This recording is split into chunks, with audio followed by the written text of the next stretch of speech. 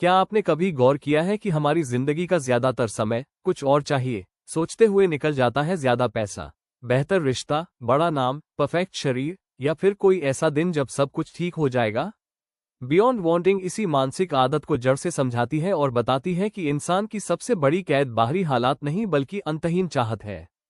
किताब कहती है कि बचपन से हमें सिखाया जाता है कि खुशी भविष्य में है, जब लक्ष्य पूरे होंगे, जब हालात बदलेंगे, जब लोग हमें मान्यता देंगे, और इसी सोच के कारण हम वर्तमान पल को लगातार टालते रहते हैं। लेखक स्पष्ट करता है कि इच्छा अपने आप में दुश्मन नहीं है, लेकिन जब हम अपनी पहचान, आत्म मूल्य और शांति को इच्छाओं की पूर्ति पर निर्भर कर देते हैं, तब वही इच्छा तनाव, भय और असंतोष का कारण बन जाती है। ये किताब हमें दिखाती है कि चाहत कभी तृप्त नहीं होती। एक इच्छा पूरी होते ही दूसरी जन्म ले लेती है, और मन हमेशा किसी न किसी कमी की कहानी सुनाता रहता है। बियॉन्ड वांटिंग गहराई से समझाती है कि मन का स्वभाव तुलना करना है। हम खुद को दूसरों से तुलना करके या तो हीन महसूस करते हैं या श्रेष्ठ, और दोनों ही स्थितियां भीतर अशांति पैदा करती है।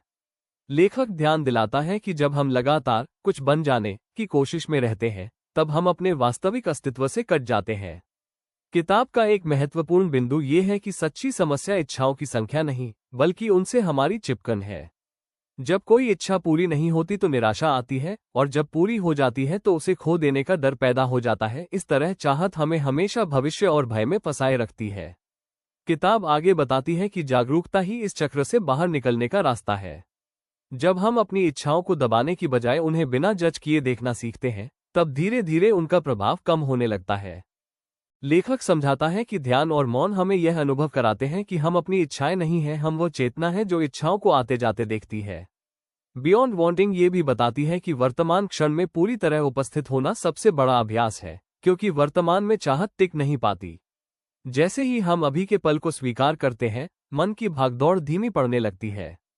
किताब रिश्तों पर भी गहरा प्रकाश डालती है। ये सिखाती है कि अधिकतर रिश्तों में दर्द इसलिए होता है क्योंकि हम प्रेम से ज्यादा अपेक्षाएं लेकर जाते हैं। जब हम चाहते हैं कि दूसरा हमें पूरा करे, हमें खुश रखे या हमारी कमी भर दे, तब रिश्ता बोझ बन जाता है। लेकिन जब चाहत कम होती है, तब प्रेम शुद्ध, सहज और स्वतंत्र हो जाता है।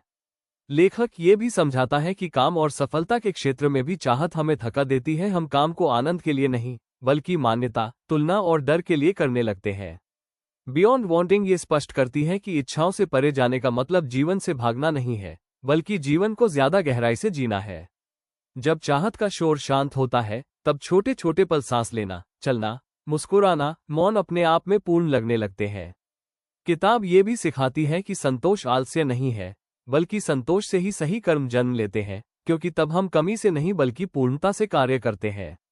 लेखक बताता है कि जब इंसान ये जान लेता है कि उसे पूरा होने के लिए कुछ जोड़ना नहीं है, तब डर, ईर्ष्या, क्रोध और असुरक्षा धीरे धीरे ढीली पड़ने लगती है।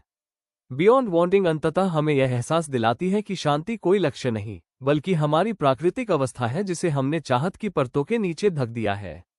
जैसे ही हम कुछ और चाहिए की कहानी को पहचान लेते हैं, वैसे ही भीतर एक गहरी स्वतंत्रता, स्पष्टता और सहज आनंद प्रकट होने लगता है, और जीवन संघर्ष नहीं बल्कि अनुभव बन जाता है। अब सवाल यह नहीं है कि आपको क्या पाना है, बल्कि यह है कि क्या आप अभी इसी पल में रुककर ये देख सकते हैं कि आपको वास्तव में किसी चीज की जरूरत है भी या नहीं।